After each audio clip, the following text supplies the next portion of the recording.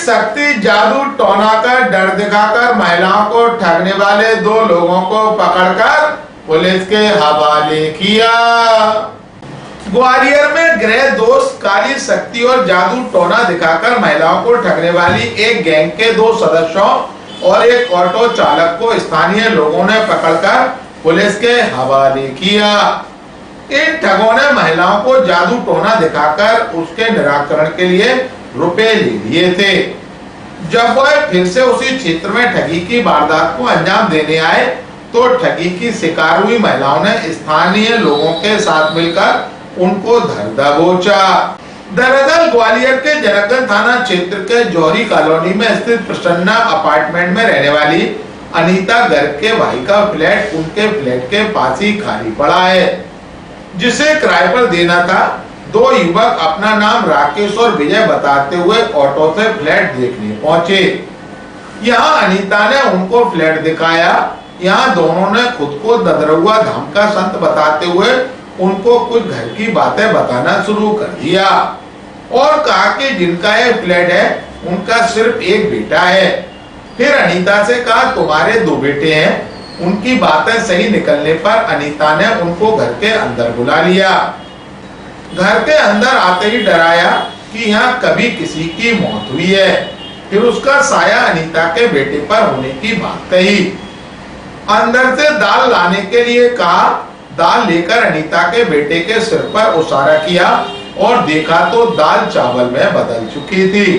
इस पर अनीता को उनके ऊपर विश्वास हो गया कि बाबा बहुत पहुंचे हुए हैं।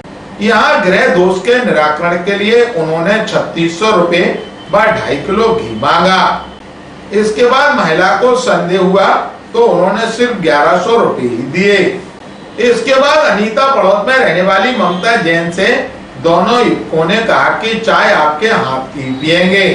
इसके बाद उनके घर पहुंचे तो महिला के पति की तबीयत खराब थी, जिस पर बोले इनके गृह दोष चल रहे हैं, काली शक्ति का साया है। फिर उनसे 4 सुपारी मंगाई और उसारा किया, जिसके सुपारी 4 से 5 हो गई। ऐसे उनको विश्वास में लेकर 4400 रुपए व 2.5 किलो घी मांगा। महिला ने बोला इतने रुपए तो नहीं है। फिर भी उनसे 2250 रुपए और 100 रुपए उनके पति से ले गए।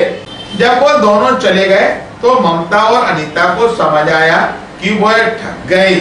दोनों महिलाओं से ठगी करने के बाद जब वह फिर दोनों युवक ऑटो चालक के साथ वापस उसी अपार्टमेंट में पहुंचे, यहाँ उन्होंने एक वकील के फ्लैट में पहुंचकर वही कहानी पढ़ रहे थे। तभी ममता जैन की नजर उन पर पड़ गई। उन्होंने अनीता को बताया और पूरी कॉलोनी एकत्रित करके दोनों युवकों व ऑटो चालक को पकड़ लिया और पुलिस को बुलाकर उनके सुपुर्द कर दिया। वहीं पुलिस ने उन तीनों को हिरासत में लेकर ठगी की वारदातों के बारे में तीनों से पूछताछ शुरू कर दी। ग्वालियर अभी तक को जानकारी देते हुए ठगी की शिकार अनीता गर्ग व पुलिस अधीक्षक राकेश कुमार सगर ने कहा, कल ये लोग आए थे 2 जने, तो इनने पहले भैया का एक फ्लैट है वो देखने आए थे।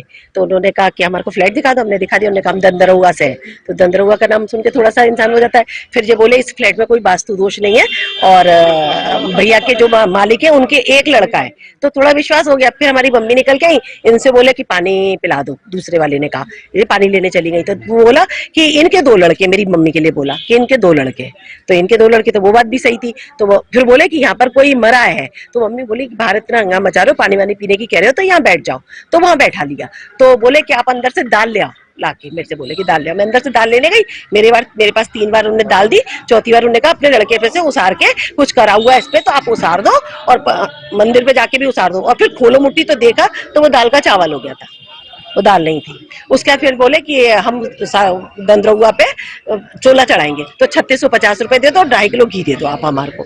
तो पहले मैं तो तैयार हो गई। फिर मेरे को जब जो चावल हुआ ना दाल का, तो थोड़ा सा मेरे को डाउट हुआ कि जो कुछ वैसे हैं। तो फिर मैंने रुक गई। मैंने कहा कि हम पे इतने रुपए तो नहीं है, हम पे मात्र 1100 रुपए जब हमारा हो जाएगा तब हम वहाँ पर दंदरुआ पे चढ़ाएंगे, हम आपको नहीं देंगे, वहीं चढ़ा देंगे जो हमें करना है। तो उन्होंने कहा नहीं 1650 तो दे ही दो। मेरे पास तो 1000 रुपए भी घर में नहीं थे, मेरे पास 100 रुपए थे मात्र। तो मैंने कहा मैं ATM से निकाल के लाती हूँ। तो मैं ATM से निकाल के लाई, तब तक वो इन्हीं के यहाँ चले गए। इनके यहाँ चले गए तो इनसे बोला कि चाय बनाओ आप, इसको बैठने नहीं दिया मेरे पास, बोले आप चाय बनाओ, आप जाओ मैं चाय बना। फिर इनसे 2650 रुपए ले लिए। फिर मेरे से बोले कि आपके अकाउंट में मात्र 1000 ही रुपए थे, आप 1000 रुपए। तो मैंने कहा हाँ मेरे पास रुपए नहीं थे, 1000 ही रुपए थे। तो बोले मैं 50,000 रुपए, आप अकाउंट नंबर दे दो, मैं 50,000 रुपए आपके अकाउंट में डाल देता हूँ। तो मैंने कहा ना मैं कभी किसी से लेती, ना मेरे को देना, मेरे को ऐसी चीजें बिल्कुल पसंद नहीं है कि ना मैं किसी से उधार लूं। और वो तो उसके बाद बस मैंने अकाउंट नंबर नहीं दिया। इससे बोले कि मेरे बेटे से कि आप भी कुछ दक्षिणा दे दो। मैंने कहा इसकी जेब में कुछ भी रुपए नहीं है, ये नहीं दे पाएगा। इनके हस्बैंड से जरूर 100 रुपए और ले गए। फिर आज फिर 2 जने आ गए, जब मंदिर में पूजा कर रही थी इनने मेरे को बुलाया कि वो देखो दीदी फिर आ गए आज। वो और किसी को बेवकूफ बना रहे थे वहां पर बैठ के, वही कहानी, सुपारी ला दो, इनकी 4 सुपारी की 5 सुपारी हो गई। तो मतलब कुछ इस तरह का हिप्नोटाइज किया, जो भी किया उन्हें वो हमें नहीं पता कि जो भी, लेकिन हाँ उनकी उसमें दम था उसमें कि कुछ करने के लिए, कि अपने को दिख रहा था। और चावल वो बात तक रहे, ऐसा नहीं, हाँ विश्वास करते गए। थाना प्रभारी से चर्चा हुई तो उसका कहना है कि 3 लोग हैं वो पूजा जो मेला कर रहे थे, पूजा सामग्री पर उन्होंने कुछ देने की बात की थी। और इसमें चूंकि अभी हम लोग कार्य कर रहे हैं तो कहीं पूर्व में जो घटनाएं घटी थी उनसे रिलेटेड तो नहीं, और इनका कहाँ के रहने वाले हैं और पूरा पता रसी के बाद उस पर कार्रवाई करेंगे। हाँ ऐसा कोई तथ्य तो आए, लेकिन तो थाना प्रभारी को मैंने कहा कि इसमें चूंकि और गहराई से पूछताछ करें कि कोई गैंग तो नहीं है और इस टाइप का कोई और ऐसा अपराध और षड्यंत्र जो पूर्व में कर चुके हैं, क्योंकि पूर्व में भी जो है 2 अपराध कोतवाली में कायम हुए, तो उस पर भी हम लोगों ने अभी बात की है। तो एक संयुक्त रूप से